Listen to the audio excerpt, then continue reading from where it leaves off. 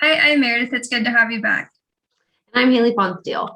Today, our topic is preschooler and elementary nutrition. So basically, this covers the age of 2 years old to up to 12 years old. And in this presentation, we are going to touch on the what, the how, and the why. So what foods to focus on serving, why your kiddo reacts or acts a certain way, and then how. So talking about the feeding strategy that's most supportive for your kid. So like I said, first we'll focus on the ages between 2 and 5 years old specifically. So some certain nutritional changes that happen here. So the metabolic needs shift largely from growth of the body to needs of the brain. So you might not see as much growth in their body. More so, we need to focus on getting enough nutrition for the brain. So slower growth allows for the body to reserve energy for brain development. With this, the brain largely or heavily comes from glucose. Brain development comes from glucose. So this is typically why you'll see your kids between this age gravitate toward starchier foods. So sometimes this is a concern that we see a lot with parents, is that their kids are driven toward mostly carbohydrates, sweeter foods, so like the breads, the pastas, fruits even. And this is very normal because the body is craving glucose for brain development. So something else to keep in mind is around 4 years old, calcium and vitamin D requirements increase because this is where bone development starts to become very important for kids. Fat needs decrease, but fat is still a very important nutrient. So it helps us connect to satiety, to the satiety hormone, so we feel satisfied for longer. And then it also helps us absorb certain vitamins. So fat is still very important, but it's not so much the focus. We just want to make sure that it's served at all meals. This is also a time where kids are starting to feel a little bit more independent around food. So they essentially become like they're starting to master eating. So continue to let them explore, let them get messy because what this is doing is helping them feel confident around food and a little bit more independent around food. So, however, with that, chewing and swallowing functions are still not fully developed until about age 8. This can depend on your kid, but so we still need to monitor them and supervise them during mealtime. So other things to keep in mind, children do have more taste buds than adults, which is interesting. And so what happens here is they are a little bit more sensitive to bitter flavors. So this is why vegetables are not typically their favorite. Again, depends on the kid. But they're much more familiar with sweet tastes and probably enjoy sweet tastes a little bit more, and they are a little bit more sensitive to bitter flavors. So this is another reason why vegetables may not be super accepted yet, but important to continue to offer them. So like I said, continue to offer rejected food. So even if they don't like it the first time you offer it, or the second time, or even the third time, continue offering it because each time they get more and more familiar with that specific food. So this again, so it says switch to low-fat dairy products, but this is something that is very individualized. So make sure you talk to your doctor, your dietitian on what is supportive for your kids. So it doesn't necessarily have to be low-fat, but again, what we're trying at this age, we're trying to shift to mostly getting our fats from plant-based fats. So this would be like nuts, seeds, oils, avocado, stuff like that. You may see something start to happen, what we call a food jag. So this is when a child starts to eat the same food for days at a time. So they get very comfortable with specific foods, they get very comfortable with specific meals, and that is very normal. So continue to offer those foods, be a role model, have a positive food environment, and mix in a balance of those fun foods and their favorite foods with those new foods and new flavors and textures. So certain nutrition pitfalls that we see in this age group, fruit and vegetable consumption starts to decrease slightly. And typically consumption of juice will increase here, and oftentimes consumption of fun foods increase here. And so this is something that we want to prevent, and we'll talk about how we can prevent some of these things. So here's a chart from the book. This just explains more nutrition pitfalls and certain health consequences that go along with this. So like we said, getting away from fruits and vegetables, eating more processed or higher sugar, higher fat foods, consuming too many calorie containing beverages, and then overusing sippy cups. So like I said, we'll kind of touch on these and talk about specific strategies in the parent feeding strategy that will help to prevent some of these pitfalls. Again, it's very normal for kids to start being less interested in fruits and veggies. It's very normal for them to want higher sugar foods because they are very motivated by taste. But what we'll talk about is how can we improve your strategy and just make sure that you feel more confident in your feeding strategy around this. So first things first, importance of snacks. So somewhere along the line, snacking got a bad reputation. However, snacks are so important. So they are one way, let me back up. So it's very difficult to get all of your nutrition in just 3 meals, right? It might be, we might get full before we can get all of our nutrition. So it's very difficult to just get what we need 3 times a day. So snacks fill in those nutritional gaps. So for example, if your kid doesn't eat fruit at breakfast, or maybe they didn't choose a protein, when you served it, they didn't eat it. The snacks give you an opportunity to serve that specific food, whether it's morning, afternoon, or evening snack. So it gives you a chance to fill in those nutritional gaps. So we recommend, usually this says 2 to 3, but it kind of can depend on your kid. So maybe it's 1 to 3, wherever. This is why we ask and encourage you guys to be very attentive to their hunger and fullness cues. So if you notice they're getting hungry every day in the middle of or in between breakfast and lunch, maybe a snack would be appropriate there. Same thing for in between lunch and dinner. Maybe your kid has breakfast and lunch fairly close together, but lunch and dinner are pretty far apart. So maybe they need 2 snacks in the afternoon. So it's kind of finding the schedule that works for you. And then with snacks, for the most part, we want to offer those whole foods, those nourishing foods, which is what we call those always foods.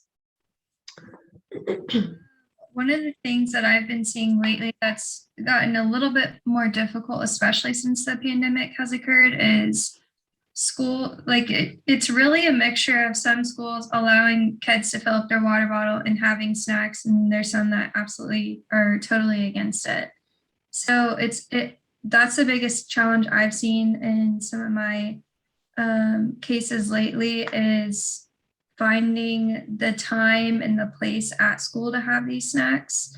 So if needed and you're seeing one of our dietitians, we can always write a note to your school to make comfortable accommodations for the child. But this has been one of the barriers I've seen to actually getting snacks in throughout the day too. So feel free to reach out to your dietitian or even talk with your teacher to see what y'all can do to kind of make a good time for your child to eat. Agreed. Good point.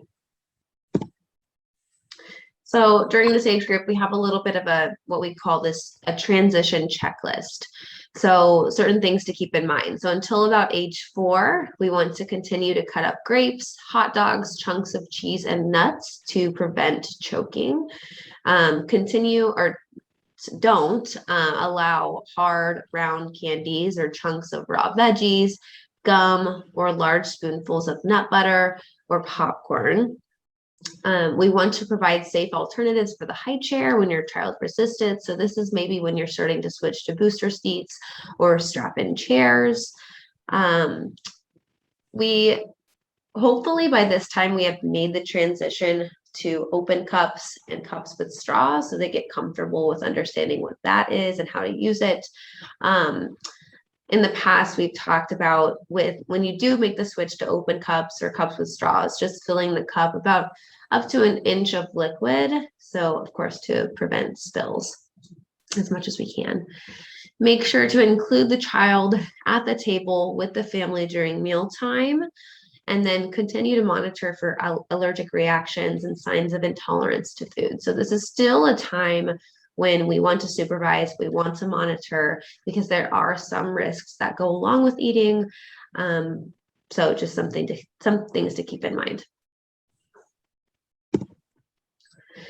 So now we'll focus on the what to offer. So between 2 to 5 years old, a child should eat just about every 3 hours. So this prevents major swings in hunger and fullness, right? So we want them to feel pretty confident in their hunger and fullness cues. And this gets them in a pretty good structure of eating, because this age, they do get distracted very easily. So it's not uncommon for them when lunchtime comes around, they might not want to eat lunch then, but then if you let them play instead, in maybe 30 minutes, they're going to come and want to eat. So that kind of throws off the structure. So by giving them something every 3 hours, it's going to teach them that, okay, this is meal time. This is what I need to do now. I need to take advantage of this now. Trying to serve only water between meals. And this is an age when we start to add 100% juice in, but keeping it to about 4 to 6 ounces a day. Serving milk with meals is a good way to get some extra protein, some calcium. If you notice that a child is filling up on a beverage, wait to serve it toward the end of the meal. And then reserving sugar sweetened beverages for parties and events. And just, like I said, finding that balance between those always foods and those sometimes foods. So having those in moderation, and not completely eliminating them, but also focusing largely on either water, 100% juice, or milk. So some specific nutrients that we need to focus on and be mindful of during this age. So calcium, vitamin D, and potassium. And then we have vitamin E and iron that we'll talk about. So calcium, as you're probably aware, is needed for bone formation and muscle and nerve functioning. So certain things to serve here, of course, would be those dairy products. For people that don't do dairy as much, or maybe they just don't drink milk, calcium fortified orange juice is a good way to get that as well as some vitamin C. So calcium and vitamin C there.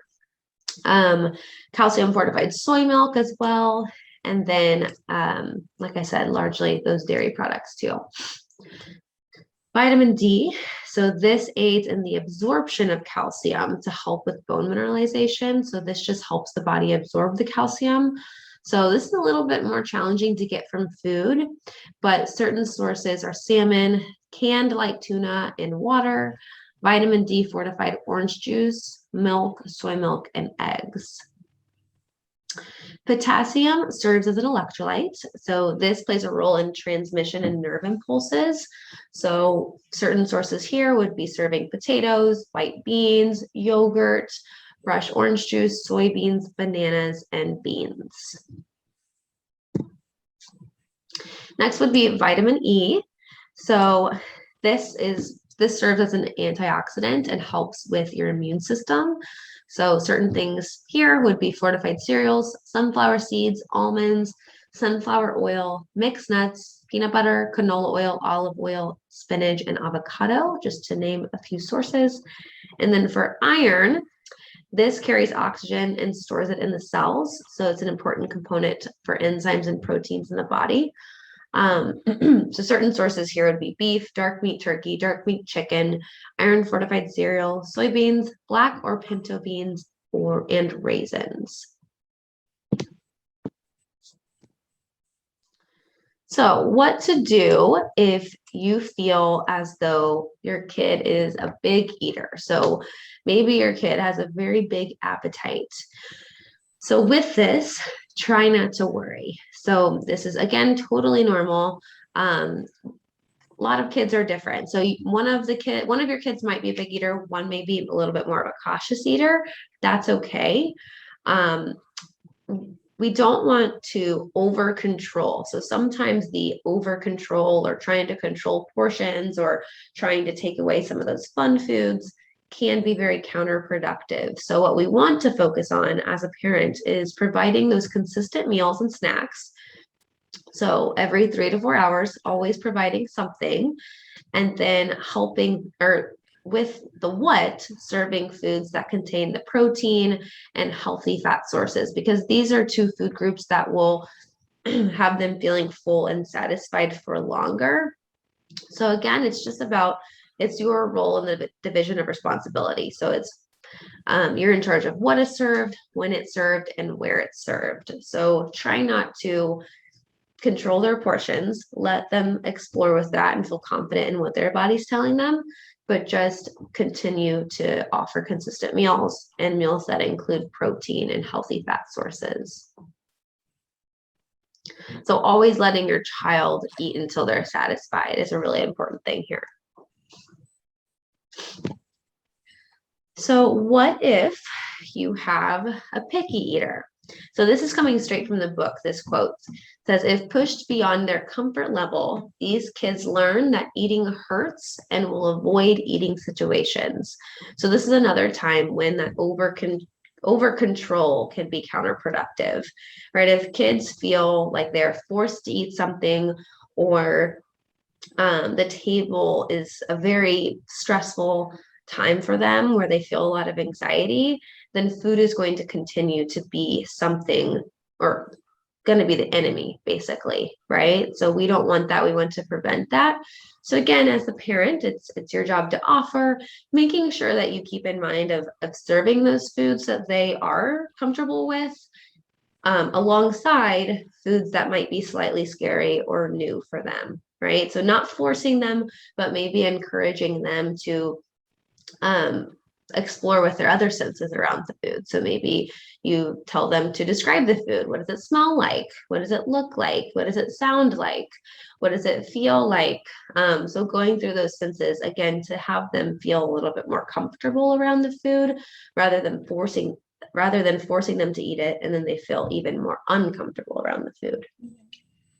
The other thing to remember is just that they're also kind of learning about this food. Like, yes, they've probably seen it or maybe even tried it before, but they're still learning their senses and learning just to be familiar with it, and learning their preference of how they like it cooked or flavored and things like that too. So it could definitely take a few times they try it or they have it served that they might even experiment with it more too.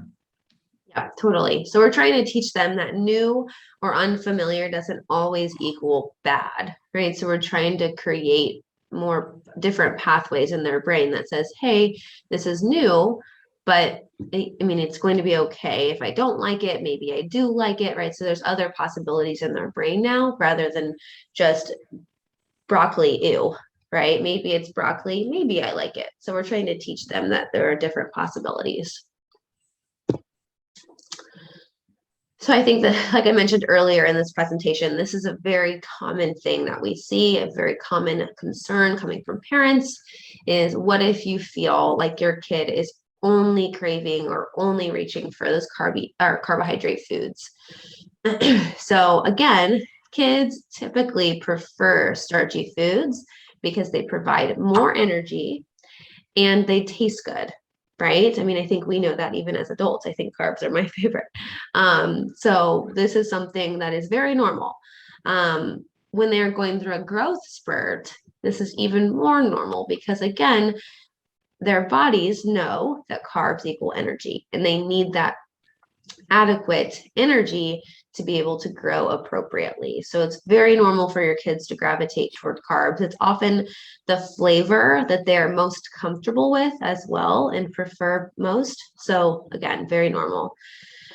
So as the parent, and what strategy or approach to take here is continue to offer foods from all of the food groups, letting them explore and choose the different food groups to put on their plate, but continuing to offer carbs. So again, if we start to take away or try to eliminate carbs because we feel our kids are eating too many carbs, that's when they start to feel insecure. And that's when maybe when you can start seeing them sneaking carbs or hiding carbs or overindulging on higher sugar foods because their body wants carbohydrates so much. So continue to offer them regularly, and even those high or nutrient dense carbohydrates, right? And then so having a mix of those fun foods and always foods. One thing to tie back to changes to expect as your child grows, that presentation we did is at this age range too, they're, in puberty or approaching puberty very quickly. So at first their hunger cues are iffy, and then they're going to be more drastic as well when they are through puberty. So one day they might not have very many, the next they do. But again, like Haley mentioned at the beginning, this is a major area where their brain's growing too. So brain food really is carbohydrates. That's what it thrives off of. So yeah, they might be having a lot more carbs there, but just remember that it is definitely being put to some good use for sure. Yes, perfect. So this kind of goes along with that. The sweet tooth specifically. So children like sweets. That is okay. Sweets taste good. So it makes sense. Like I said earlier, kids are very motivated by taste and flavor. So if it's something that they like, of course they're going to want it. It's okay, however, to create boundaries around sweets, and we'll kind of talk about what that looks like in a second. But it's important not to label sweets as bad. Again, kids start to feel as though if they eat sweets, then they are bad, and we want to prevent that.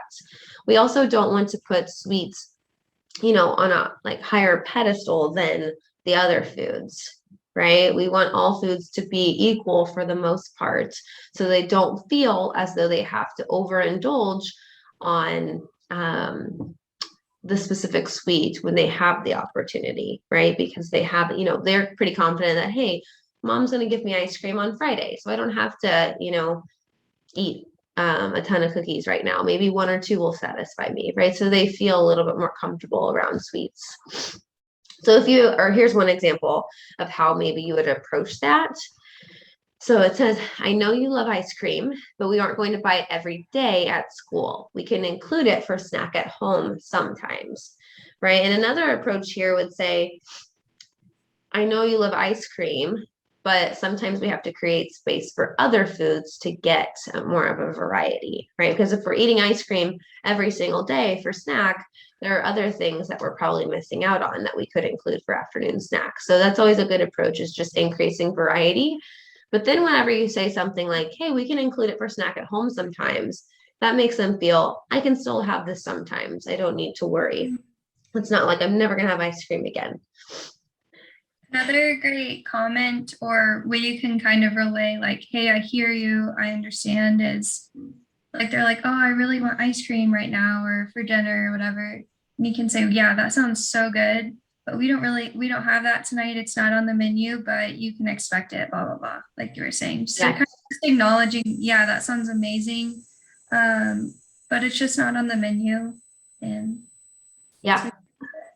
Absolutely. So that kind of goes along with that last bullet point. Perfect. Is whenever they have them on a regular basis, they don't feel as upset when they can't have them, right? So they don't push back as much. So like Meredith said, you can say, something like, hey, not tonight, it's not on the menu tonight, but it is on Friday. So let's, I'm super excited for Friday, right? So you can say some of those things to make them feel like we're still getting it, but just not tonight. Okay, so now we will move on to the age group between 6 and 12 years old and talk about some different things here. So going back to nutritional changes. So here, as far as energy, most children this age need about 0.4 to 0.5 grams of protein per pound of body weight. So this is something that we see a lot, I think, is that parents think kids need a bunch of protein, right? We see kids taking like protein shakes or protein bars, and really you'd be surprised that they don't need a whole lot of protein. Again, just something to serve regularly. Fat is still very important, but making sure to emphasize healthy fats. So again, the oils, avocado, nuts, seeds. And then calcium is especially important at this age. So bone growth is very rapid. They are still growing a lot during this time. And so it's very important to get enough calcium.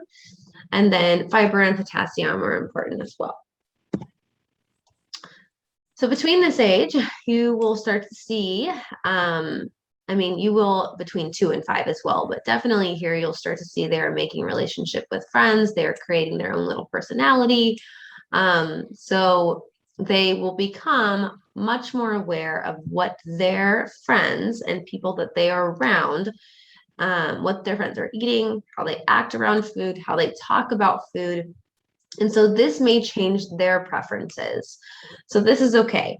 This is all a part of the journey. So for example, your kid, when they were 4 or 5, might have loved green beans, but now their friend doesn't like it, and their friend doesn't eat vegetables. So they're like, maybe I don't like vegetables. Maybe I don't want to touch green beans anymore. So this is all very normal. So this is just part of the process. So it's, kind of how we approach this is very important. So it says down here, focusing on grounding and guidance. So grounding comprises the family values about nutrition, the basic sense of what to eat, and when to stop. Family mealtime is the centerpiece for this solid foundation. Guidance is the advice parents give their children for exploration of the food world, which ultimately evolves into a personal eating style. So with this said, it's again, going back to continuing to offer these foods, right? So if your kid stops liking green beans because their friend said green beans are gross, that's okay. Continue to offer green beans, right? Continue to offer a variety of vegetables. And that goes for any food group. Maybe it's like rice that they stopped eating because their friend doesn't like it, right? It's not just fruits and vegetables.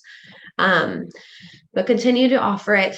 Continue to have a very strong values as far as health and wellness goes as a family, because ultimately that's what really makes a lasting impact for the kids, not so much their relationships, because their friends, they'll also kind of grow in their food journey as well, right? They're not gonna not like green beans forever, most likely, some maybe, but they're, it's kind of the home is the foundation and centerpiece for them as they continue to move forward with their food journey. So 5 important nutrients here: calcium, vitamin D, potassium, iron, and fiber. So going through these, again, very similar. Calcium, we know this is needed for bone formation and muscle and nerve functioning. There are a few sources listed here. We talked about those earlier. So still a main focus though, making sure that they're getting calcium sources daily. Vitamin D, again, we talked about this. So this aids in the absorption of calcium, and there are a few sources listed here. Sometimes you will notice vitamin D is a common thing for people to need supplements for. So this is something that you would talk to your dietitian or doctor about. Potassium, so this assists in muscle contraction, maintenance of fluid, and electrolyte balance.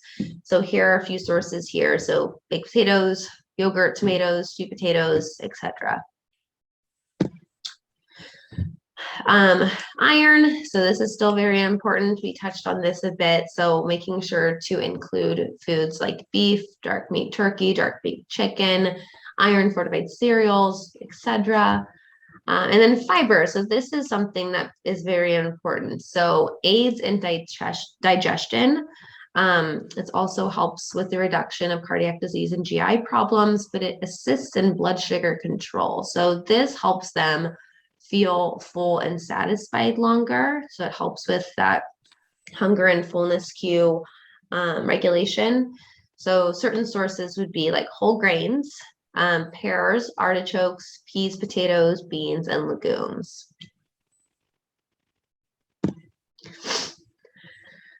This is from the book, this chart.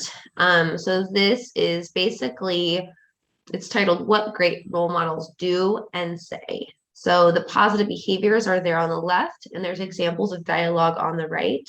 So we'll go through a couple. So eating regular meals. So this is a positive behavior, and how you can express this maybe by saying, regular meals and snacks keep my body and brain energized for the day, and explain to them.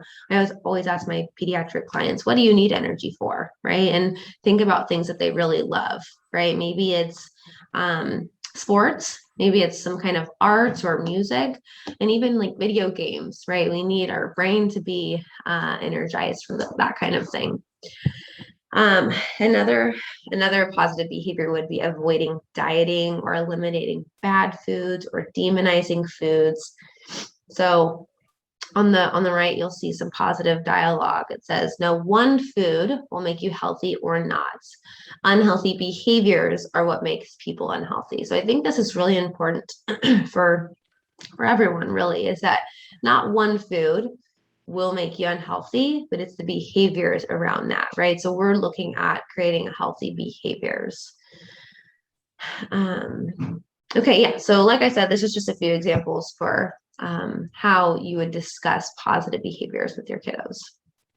Because this is between the ages of 6 and 12, this is when they're starting to hear people talk about food in a different way, right? Food becomes a part of their normal life. They're eating with their friends at lunch, and maybe they're going to their friend's house. They hear their friend's parents saying something. So this is when they're starting to hear some things a little bit more.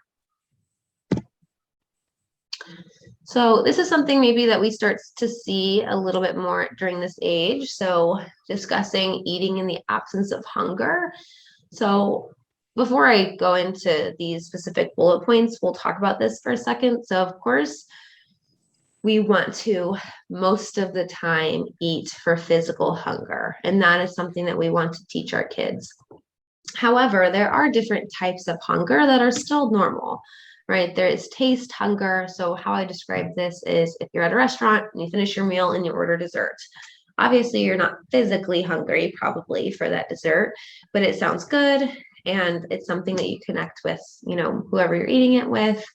So that's still very normal, right? Another example of hunger would be something like practical hunger. So maybe you're not hungry at this time, but you're not going to be able to eat for the next few hours because of like something specific. Maybe it's a game, maybe it's a meeting or a doctor's appointment, whatever it may be. So you eat earlier to avoid feeling super hungry later. And then there's things like, and I think we touch on this a little bit in the nutrition for teens, maybe, but like emotional hunger and how to deal with that. And then what's the other hunger? Physical, taste, emotional, and practical. That's it. Yeah. So those are the only ones that I wanted to touch on. But just, again, sometimes we eat in the absence of hunger, but we do want to teach our kids that for the most part, we want to eat for physical hunger. So to help with this, we do recommend something called the fruit or veggie test. So if you notice that your child is complaining of hunger outside of their normal eating schedule, ask them if they like a fruit or vegetable. If they say no and they're requesting something like more of a fun food, most likely they're eating in the absence of hunger. But if they say yes, they might truly be physically hungry. And this is maybe a time when you like reconsider the schedule. Maybe they're not. This may be an education point, especially during this age, of saying, hey, maybe you didn't eat enough at lunch. What did you eat at lunch? So you can kind of talk to them about that. Guided snacking, so trying to incorporate at least 2 food groups for snack. So we want to include something that's going to fill them for longer. So including like a carb and a protein, because that carb is going to give them that immediate energy, but protein will have them feeling full for a little bit longer.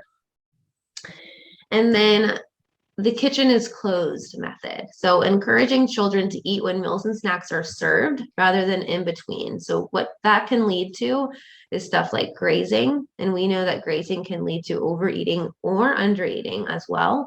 So making sure that they have that structured meal time. So continue to offer something every 3 to 4 hours, so they know something's coming, but trying not to have them eat in between those meals or snacks, because that can kind of or that can also take away from what they're getting at the next meal or snack.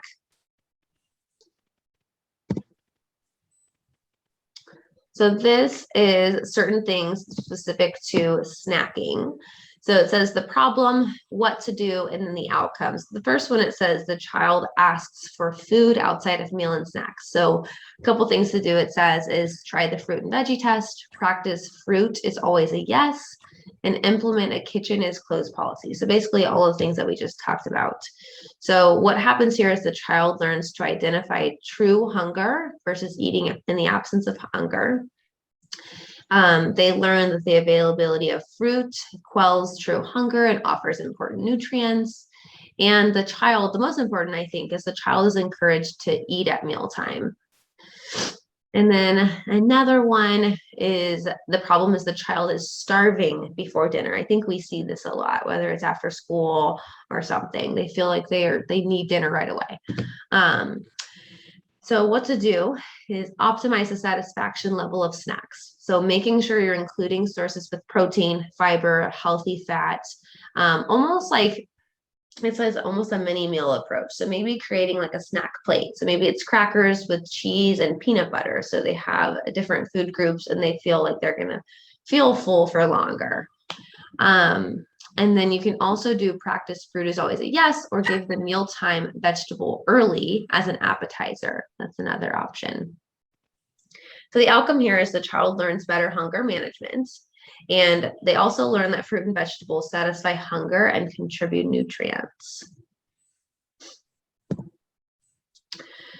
So what to do if you still have a selective eater between the ages of 6 to 12.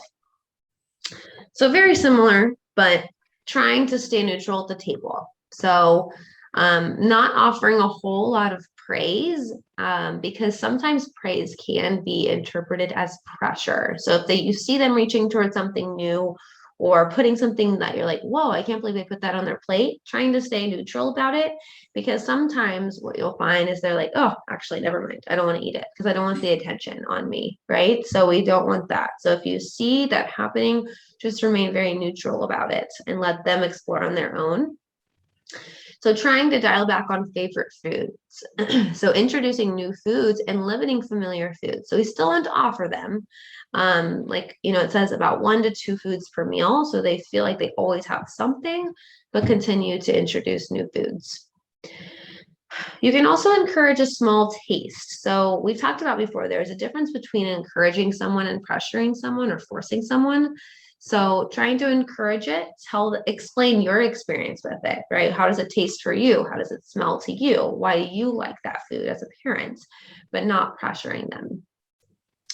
We encourage a taste test game here. So this allows them to try new foods and rate that food.